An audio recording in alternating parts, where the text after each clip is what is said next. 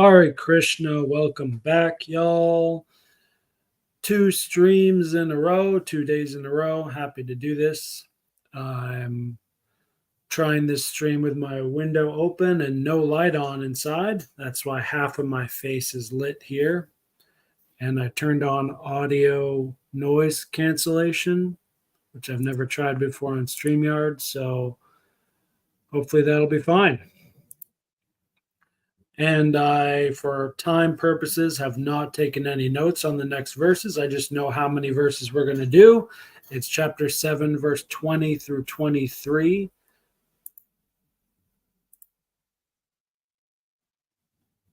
Did it pick up that car driving by? Maybe just a little bit. Anyway, that's indeed the next cluster. This time it's 4 verses, which are all about demigods.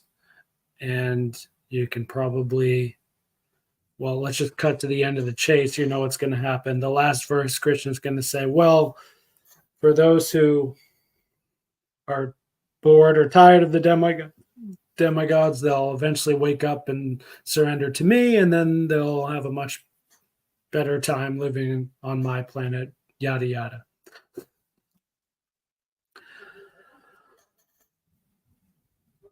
Let us honor and glorify Srimad Bhagavad Gita as it is and its authors. Om Namo Bhagavate Vasudevaya. Om Jnanatimirandasya Jnananjana Shalakaya Chakshur Ummilitam Yena Tasmai Shri Gurave Namaha.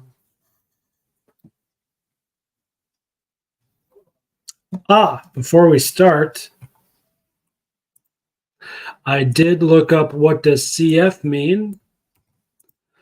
That's from, and I'm putting that in the stream. You can see it now. I'll just read it for anyone who's maybe just listening. CF, in parentheses, with a period, is an abbreviation for the Latin words confer or conferatur, which both mean compare. So this is from the end of the purport to verse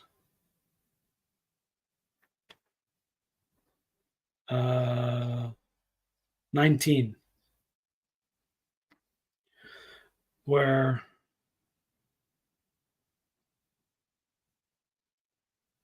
Prabhupada refers to the 3rd chapter of Shvetashvatar Upanishad, and he says, you can compare this. And then he says, because Vasudev, this is in the verse, Vasudev is all-pervading and everything is Vasudev, and the devotee surrenders in full knowledge. Prabhupada says, compare that with Bhagavad Gita 7:17 and 11:40.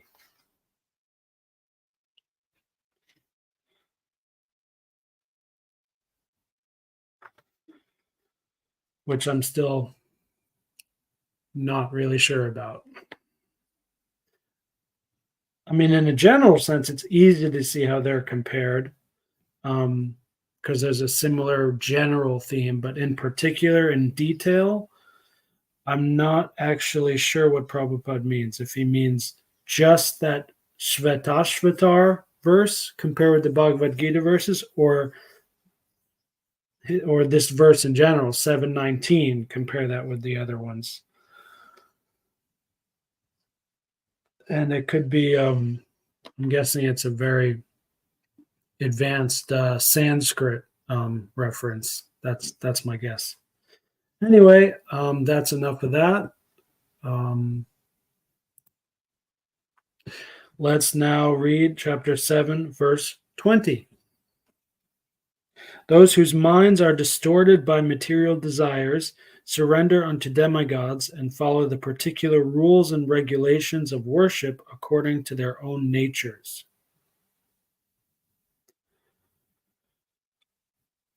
So this is really interesting. I think a strong word would be distorted.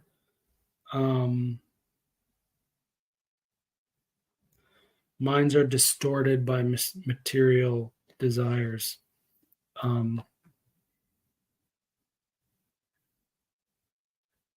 And actually, it's not mind, the similar, but the word Krishna uses is jnana. So it's their knowledge which is distorted.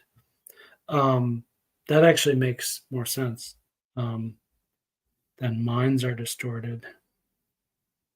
But how Prabhupada translates it is stronger. It's definitely stronger um, in the sense of like, you know, if Prabhupada is getting preaching to us, like to really show us the better way, and one way to do that is to show how inferior, how bad the inferior way is. I think it's more effective by saying some people's minds are distorted than saying their knowledge is distorted. Because if your knowledge is distorted, you can simply, just read a book, you can study a little bit and then fix the problems in your knowledge. Um, but to correct the mind is much more difficult. And that's actually accurate to what Krishna is talking about in this verse. But if you take it literally and just use the word knowledge in English, um, it doesn't translate well.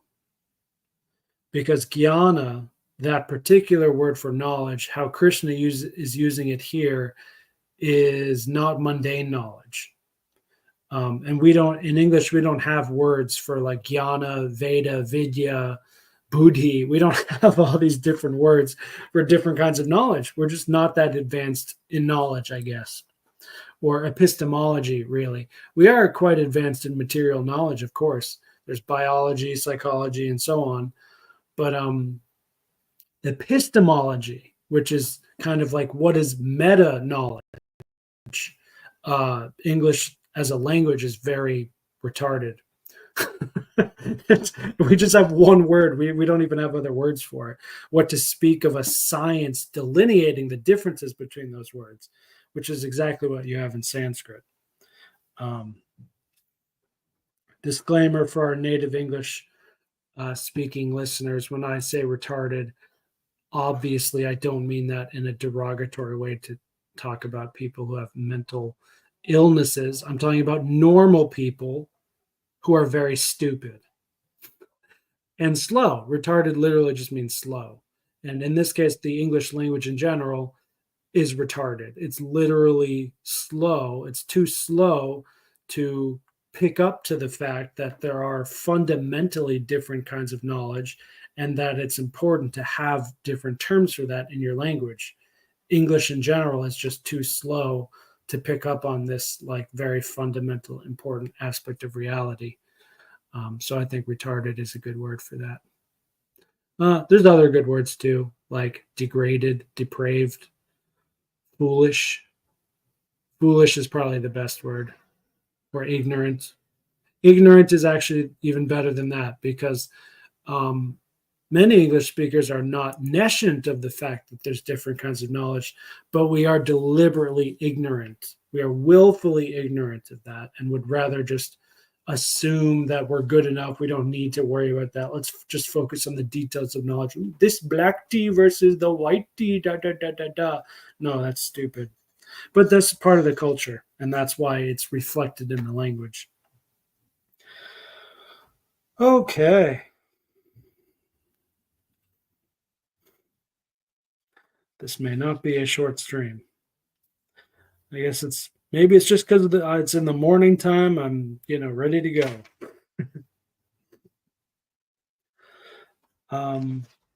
Now, one positive note I'll say first about this is that, and what a lot of modern readers and listeners may not understand is that even though this Bhagavad Gita is all about the Supreme Lord, the one God, God the Father, and so on, that doesn't mean there's no demigods.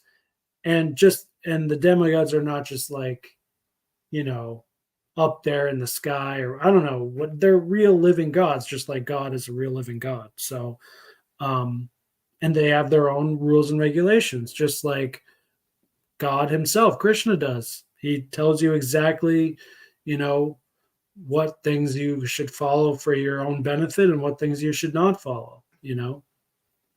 When Arjuna asks an explicit question, Krishna, please tell me what is better, action in how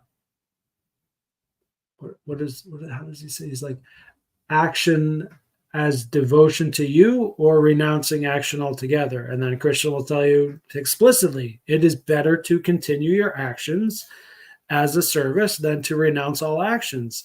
And one reason for that is because you simply cannot renounce all action because you're a living being. You have a body, you have to maintain the body. So how can you renounce all action? You're constantly acting. So it's quite foolish. And there's probably many demigods who would tell you that as well. I think it's even more better and authoritative coming from the Supreme Lord himself. But anyway, even though our jnana may be distorted by some material desire we have, and we're not ready to surrender fully unto the Supreme Lord, we each have our own particular nature, and there's a demigod who is most in charge of, helping us out there. And if you want to be successful at that, there are rules and regulations of worship according to their own natures. Yeah, the word worship is tricky in English.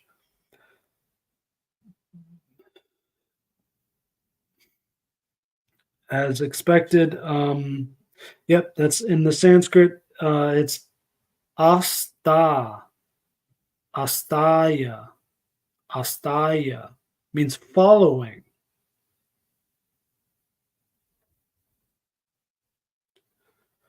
Prapadyante means surrender. So that's same in both translations, word for word and English translation. Surrender unto demigods. And worship according to their own natures, or the demigods have certain rules, niyamam, rules, that we follow. Worship means like everything in English. It means following the rules of someone and also loving that. Worship means like everything. But I think the key here that we're getting from Krishna is that, which is more technically true, then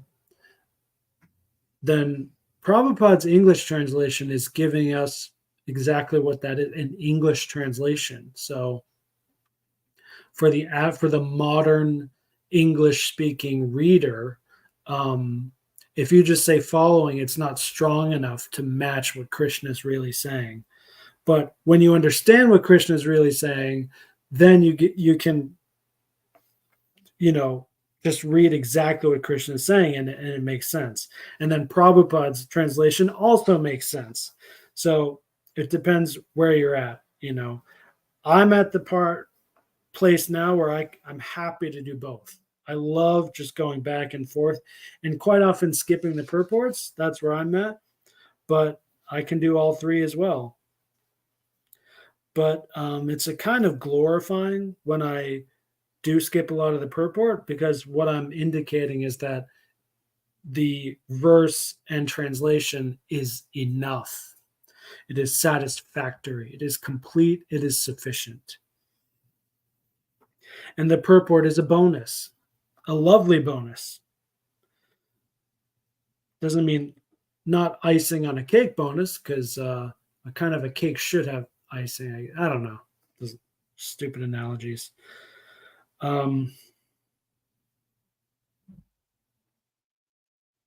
Yeah, just one more note from me is that these particular demigods we follow, we worship, basically whether we like it or not. It's just kind of like we're all devotees of God, whether we like it or not, whether we're conscious of it or not.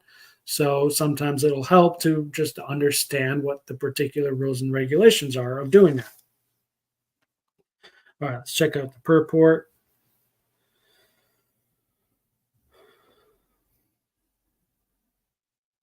As long as the material contamination is not completely washed off, They are by nature non-devotees.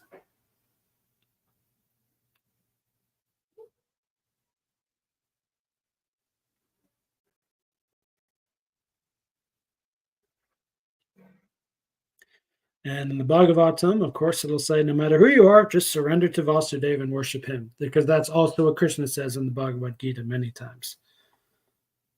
But there are less intelligent people who have lost their spiritual sense, and they take shelter of demigods for immediate fulfillment of material desires. Immediate is a key word here. I found personally that surrender to the Supreme Lord does bring some material fulfillment, but you just can't expect it to be immediate. Can take quite a long time. But doing material worship of a material demigod in material excellence will bring great results pretty quickly, because that's what it's designed to do. That's how it's supposed to be that way. Doesn't mean that Krishna can't work instantly as well. He absolutely can, but only if that benefits the relationship between the Lord and the devotee and the spiritual progress of the devotee. So, if you're responsible, like for me, I have, struggled to have money quite a lot in my life. And after becoming a devotee, now all of a sudden I have a lot of money. And that's because, I showed Krishna. Well, first of all, I never really explicitly prayed for it anyway. So I didn't, it's not like I was like, please give me money from, a place of greediness. Then he wouldn't give it to me because that wouldn't be good for me. But because I knew I just wanted to be comfortable enough so I could focus on my work. And I showed him in time, I'm responsible. I'm not going to just blow all my money away. So he just ended up giving me money. Not giving me money, but I was put in positions where I could do my job and save a lot of money. So I just now have a lot of money.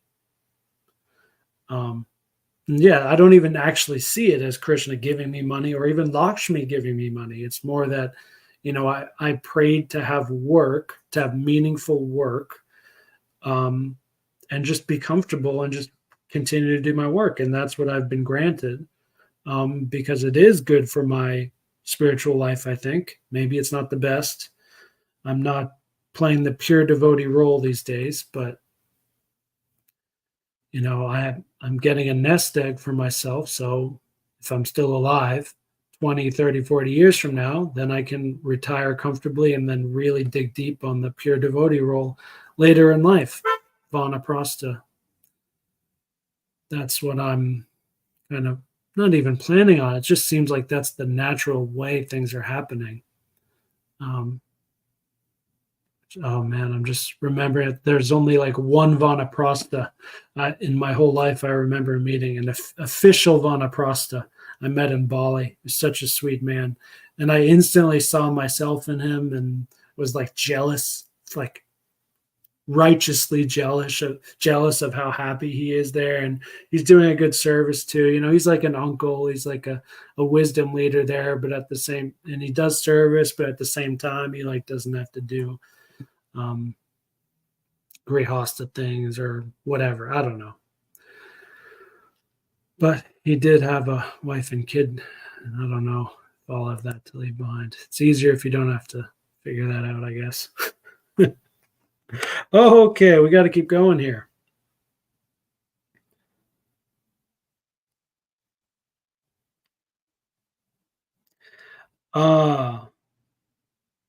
Now, Prabhupada also says, generally, such people do not go to the Supreme Personality of Godhead because they are in particular modes of nature, i.e., tamas and rajas, and therefore worship various demigods.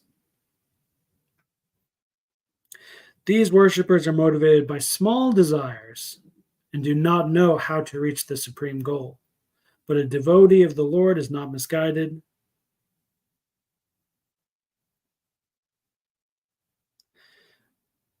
A diseased man is recommended to worship the sun.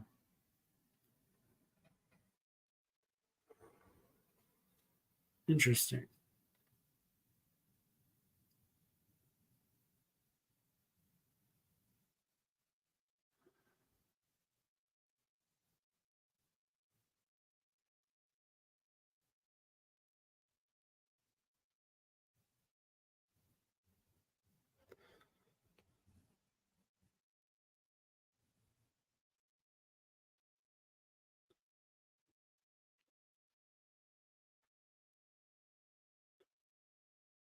Oh, sorry, guys. I forgot I was here.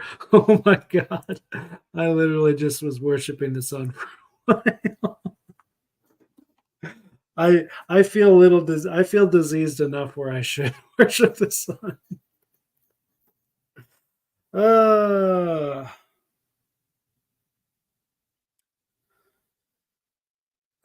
in the Chaitanya Charitamrita, it is said that only the Supreme Personality of Godhead, Krishna, is master and all others are servants. Therefore, a pure devotee never goes to demigods for satisfaction of his material needs. He depends on the Supreme Lord, and the pure devotee is satisfied with whatever he gives. Yeah, it's a very simple and true and effective point here.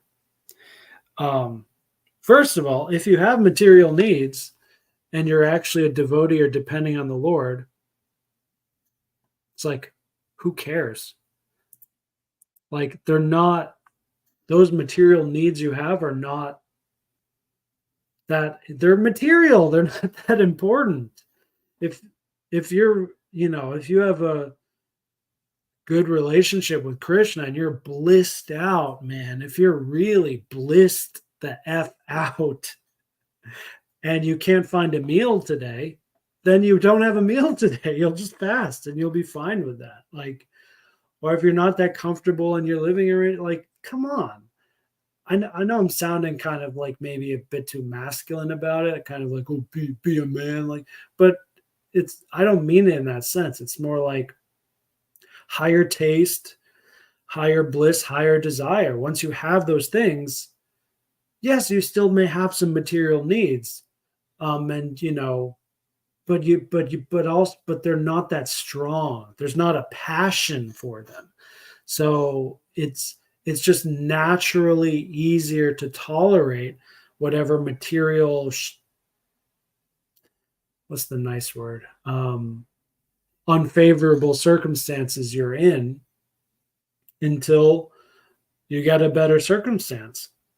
And if you don't, you'll probably know and understand and realize that it's better that you don't have those things. You're not supposed to be that comfortable because you can serve the Lord better in that lack of comfort. You'll be more humble, and you'll be in a position to help people who are more ready to help it and more deserving of that help, namely the poor, the sick, the hungry, the needy. They're living in poor, dilapidated places. If you're living like where I am in a first world country in a big city, a lot of these people don't want to be helped by God.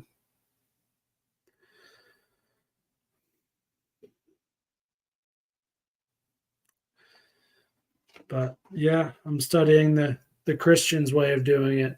So when I am ready to help those who really need help, I can do a better job at it. Really curious how that will go. Verse 21. Time check.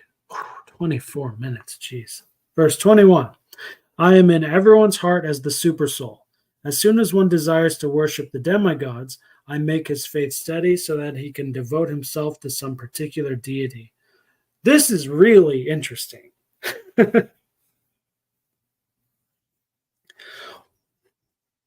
Why does Krishna say I'm the super soul?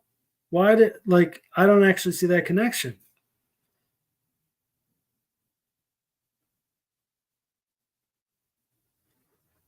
And it's not in the Sanskrit translation either, or the Sanskrit. The Sanskrit is very strange. The first line is very, very strange. Yo, yo, yum, yum.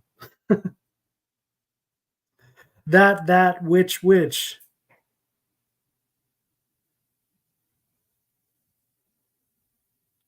Very difficult. I don't think I should even try.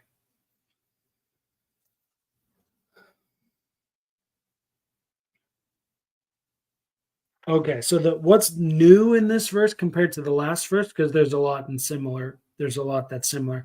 What's new is that Krishna is saying he personally delivers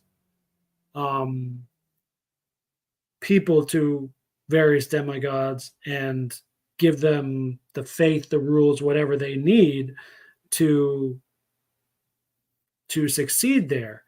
And obviously he can not only, but Krishna is best suited to do that because he's living inside of us, and he's knows our mind, and is able to help us.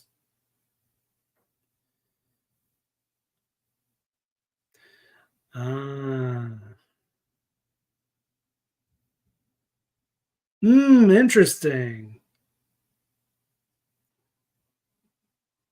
Here we see the word worship now, architum.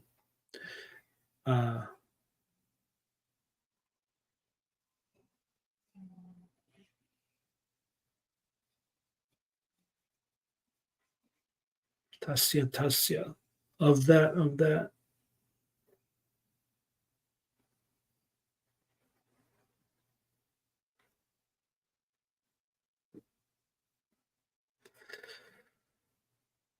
Yeah, if you're not Prabhupada, if you're not a pure devotee or a Sanskrit scholar, I see no possible way you could make any sense of translating this. In fact, this is so difficult and significant. I will now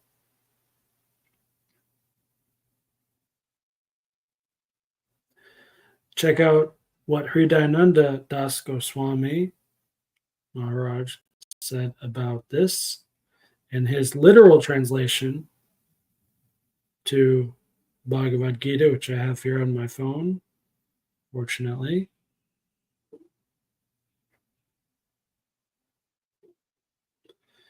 Okay, table of contents. We're in chapter 7, verse 21. With that faith, one undertakes worship and thereby obtains wishes actually bestowed by me alone.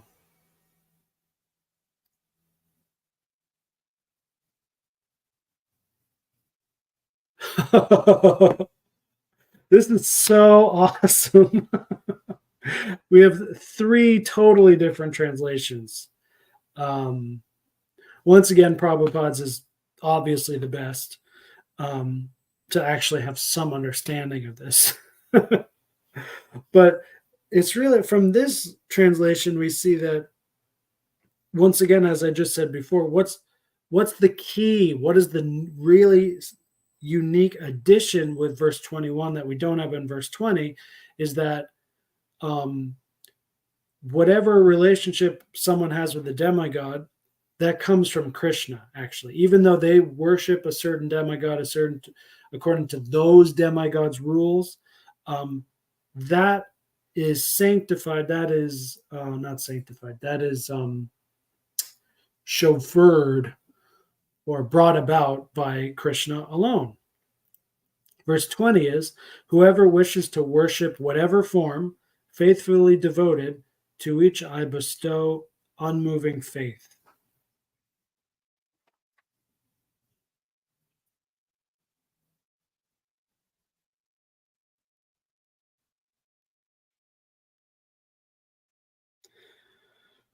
Well, that's a little bit different from the word for word translation Prabhupada gives. Once again, a few key words here are hirta jnana, distorted knowledge. So H.D. Goswami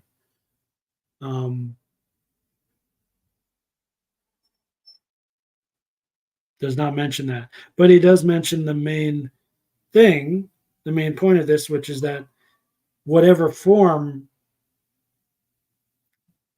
you want to do based on your nature. He doesn't say by your nature, but whoever wishes to worship whatever form. It's implied that you wish to worship whatever form by your nature. That's implied. And with faith, to each I bestow unmoving faith.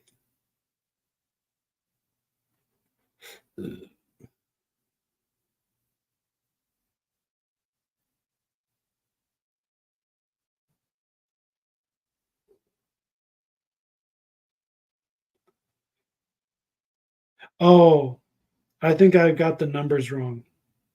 The number comes after you read the verse. So sorry, one more time. Verse 20 is this: following various rules, ruled by their own natures, those robbed of knowledge approach other divinities. Okay, that's clearly verse 20. My bad, my bad. Now this is verse 21. Whoever wishes to worship whatever form, faithfully devoted to each, I bestow unmoving faith. And then I already read 22, so now we know what's going to come next. Krishna's going to go even harder that, it's by me alone that all this is happening. Even though, yes, these people will be happy with this demigod or that demigod, and they will have immediate fulfillment of their material desires. It's all coming from me. Let's just go ahead and read 23 here too. But only a fleeting fruit comes to those of little insight. Sacrifices to gods go to gods. My devotees surely go to me. Oh, beautiful.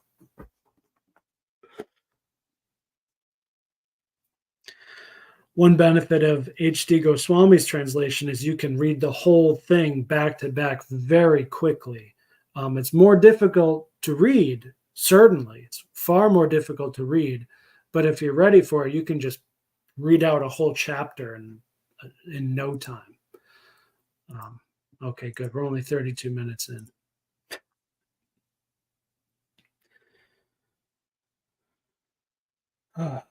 Okay, so now going back to the purport of 21. Supreme Father does not interfere with their independence, with our independence, but gives all facilities so we can fulfill our material desires. And why does he let us fall into this trap of illusory energy? The answer is that if the Lord, as Supersoul, does not give such facilities, then there is no meaning to independence. So he gives us full independence, but his ultimate instruction we find in the Gita is man should give up all other engagements and fully surrender unto him.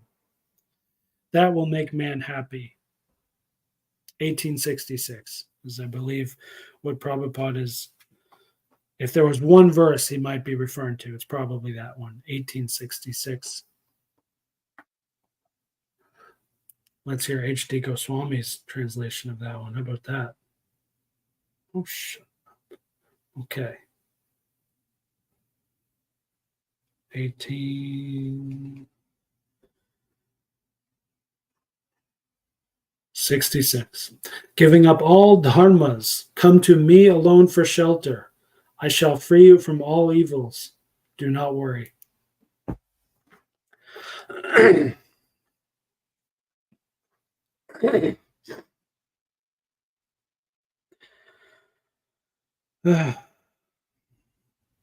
Both the living entity and the demigods are subordinate to the will of the Supreme Personality of Godhead. Therefore, the living entity cannot worship the demigod by his own desire, nor can the demigod bestow any benediction without the supreme will. As it is said, not a blade of grass moves without the will of the Supreme Personality of Godhead.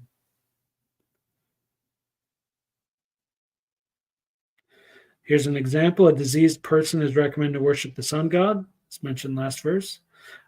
Someone wanting education may worship Sarasvati. And if you want a beautiful wife, you may worship Uma, the wife of Shiva.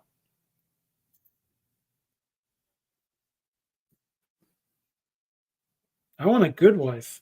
I mean, yeah, I do want a beautiful wife, but I want a wife who can be a really good mother. That's what I want. But maybe I should look into this Uma Mataji, Matadeva, Maha Matadev.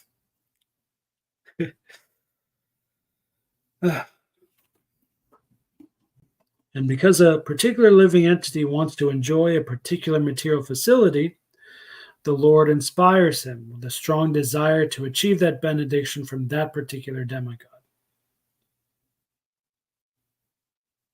And it's also arranged what attitude to have.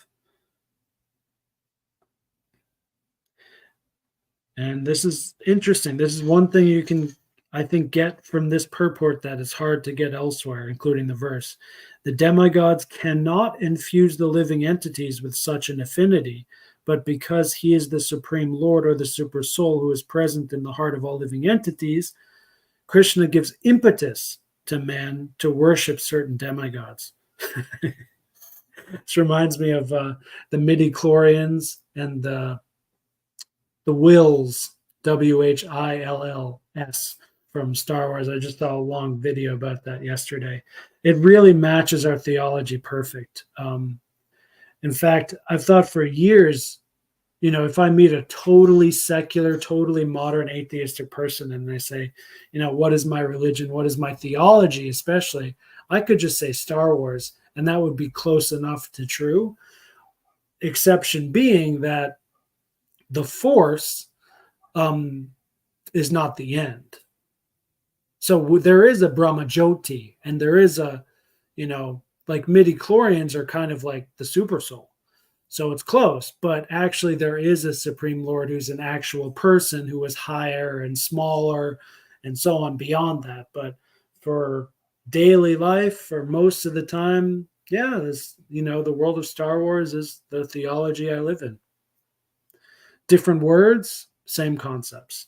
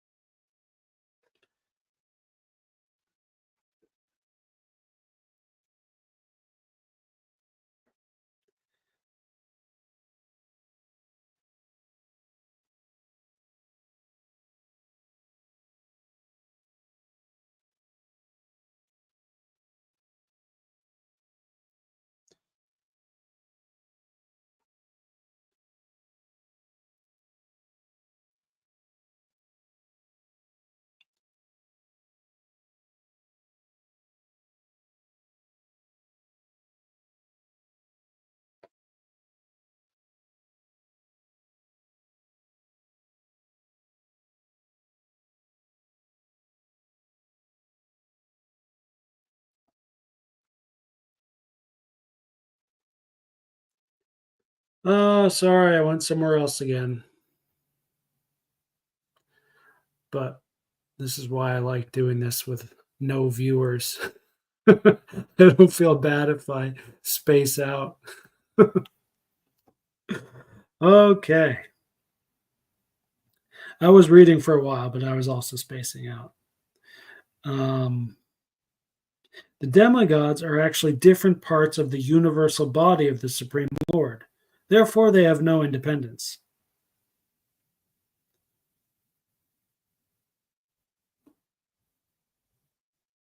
And this is written clearly in the first Anuvaka of Taitiri.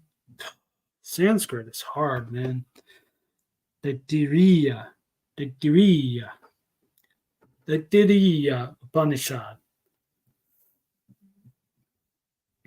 Quote,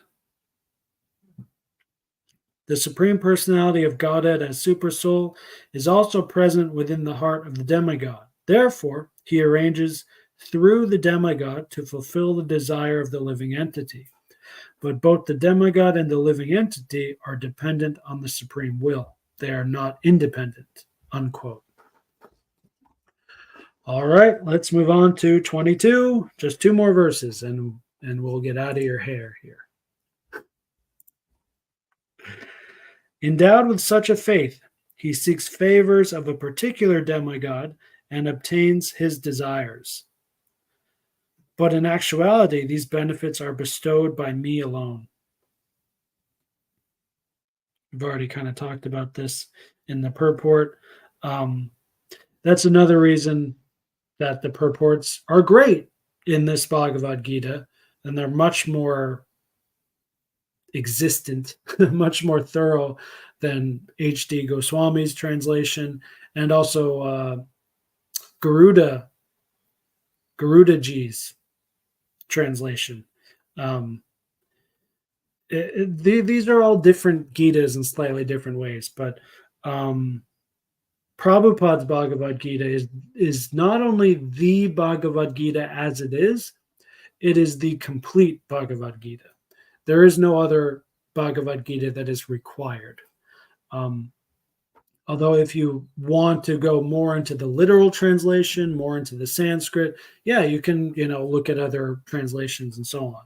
But the purport, in this case, the purport for 21 was more of a setup for the next verse in 22 than it was actually explaining verse 21, I think.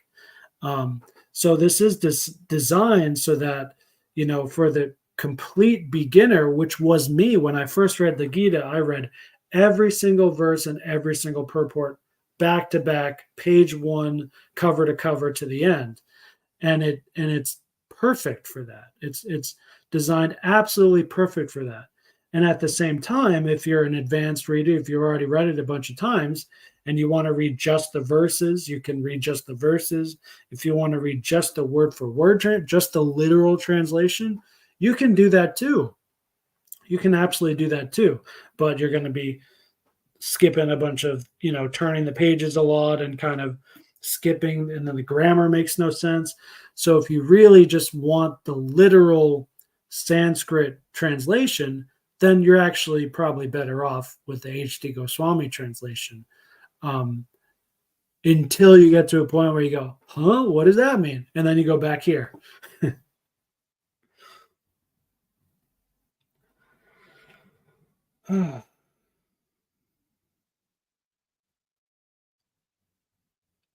Anything new here? The pure devotee, when in need of something, prays only to the Supreme Lord. Asking for material benefit, however, is not a sign of a pure devotee. Living entities go to the demigods usually because they are mad to fulfill their lust.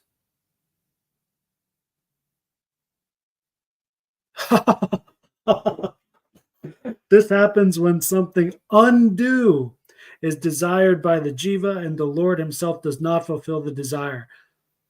It's exactly what I said in the very beginning. When you're actually a devotee and you're just naturally going to desire something which is actually due to you, something which is just, you will naturally have a just desire, and you'll naturally have the patience to wait for a few years for it even. But if you really strongly desire something which you really don't deserve, Krishna ain't going to give it to you. But he will let you fulfill that desire because you're free. He wants you to have that freedom. So go on, have that freedom. And, you have a great big demigod to help you get exactly what you're looking for.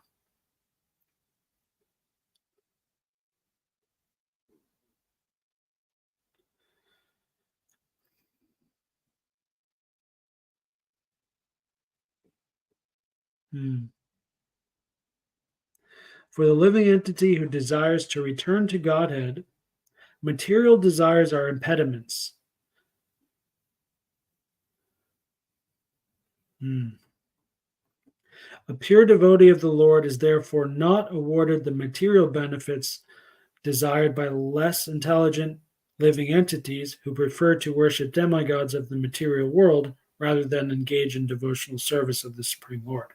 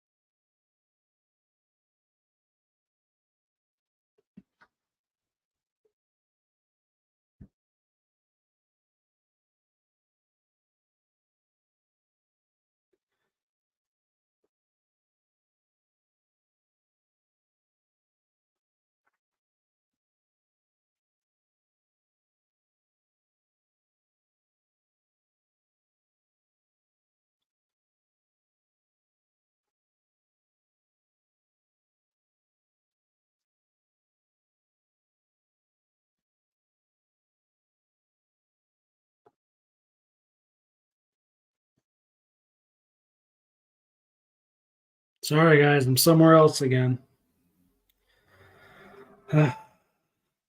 So much to meditate on. That's why we're here, reading the Gita. Okay, verse 23, and we're going to finish Prabhupada's, and then we're going to read all these verses again from H.D. Goswami, because I might want to do that. I think in the future, I might want to just read all the verses in the cluster in one reading from H.D. Goswami, and then do Prabhupada the rest of the time. I think that would be perfect. I have a real strong desire in relevance to what we're talking about. I have a strong desire to have a strong understanding of this philosophy and a strong teaching of it as well. And sometimes it takes me 7 chapters to realize such a simple thing as this. But that's okay. That's what is due to me. Maybe I'm stupid. Verse 23, men of small intelligence worship the demigods, and their fruits are limited and temporary. Those who worship the demigods go to the planets of the demigods, but my devotees ultimately reach my supreme planet. About a 1-page purport here. Some commentators on the Gita say that one who worships a demigod can reach the Supreme Lord, but here it is clearly stated that the worshippers of demigods go to different planets. It's hard for me to believe. Actually, it's easy for me to believe, but it hurts. It hurts. It actually physically causes me pain, knowing that there are Vedic, Hindu, Indian-bodied Vedic scholars, not even of today's Kali Mlecha time period, but like hundreds of years ago, who would literally in their commentaries say, "Oh, well, you can eventually go to the Lord with the demigod." No, Krishna states it explicitly here in the purport. In the verse itself, in H.D. Goswami's translation, it is clearly stated, you worship the demigods, you go to the demigods. You worship the Supreme Lord, you go to the Supreme Lord. And it's freaking math. It's like 1 equals 1, 2 equals 2. It's literally algebra 1.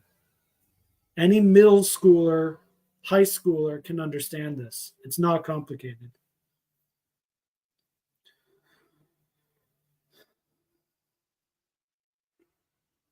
It is not that everyone, regardless of whatever demigod is worshipped, will reach the Supreme Personality of Godhead. That is denied here. Here the point may be raised that if the demigods are different parts of the body of the Supreme Lord, then the same end should be achieved by worshiping them. Okay, very good. See, now we're getting some steel manning of the straw man. That's what Prabhupada is doing here.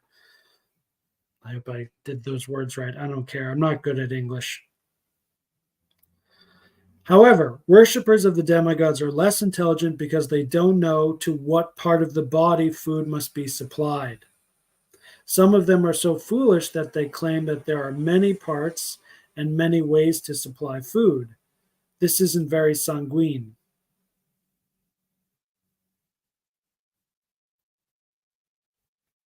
Can anyone supply food to the body through the ears or eyes?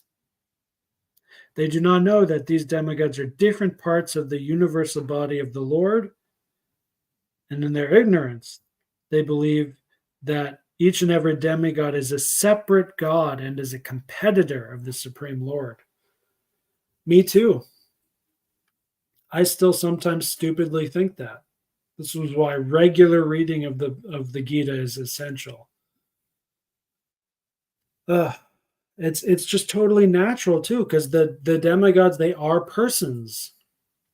They are persons with personalities, with their own planets, and so on. So it's totally natural to think, oh, there's this god and that god, and there's the supreme god, and there's 30 million of them.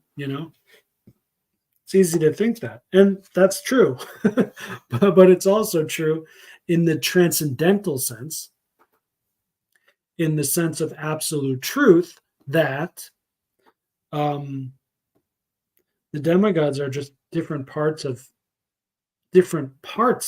God. They're part and parcel of God, in the same way that we are, jivas are. And that's exactly what Prabhupada says here. Next sentence.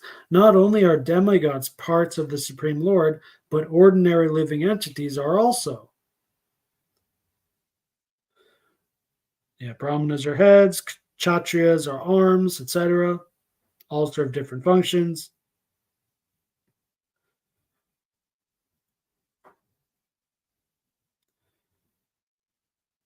The results achieved by the demigods' benedictions are perishable because within this material world, the planets, the demigods, and their worshippers are all perishable.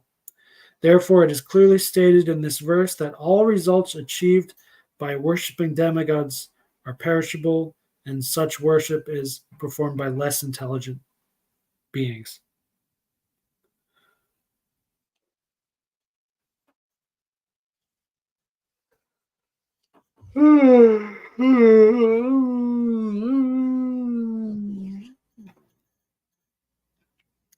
The mercy of the Supreme Lord upon his pure devotees is unlimited.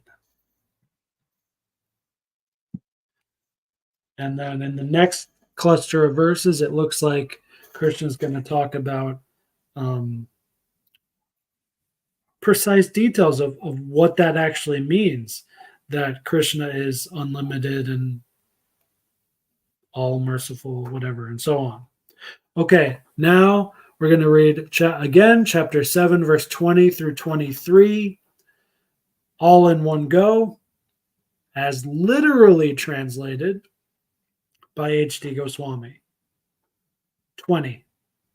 Following various rules, ruled by their own natures, those robbed of knowledge approach other divinities.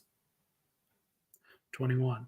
Whoever wishes to worship whatever form, faithfully devoted, to each I bestow unmoving faith.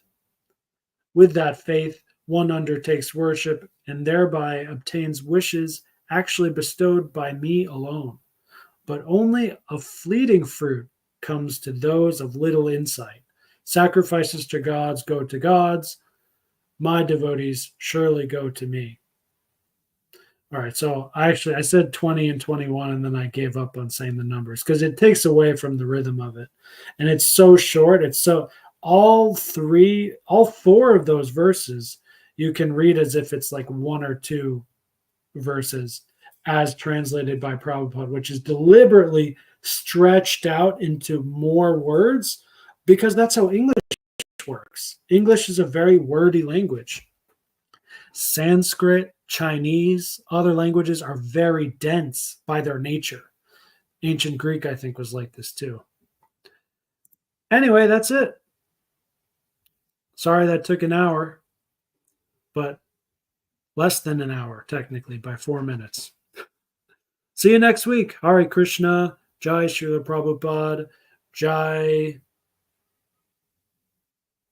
Srila H.D. Goswami, Jai Vaishnavas, Jai Vaishnavis, and all glories to the devotees of the Supreme Lord and all other religious faiths and walks and castes as well. Haribol!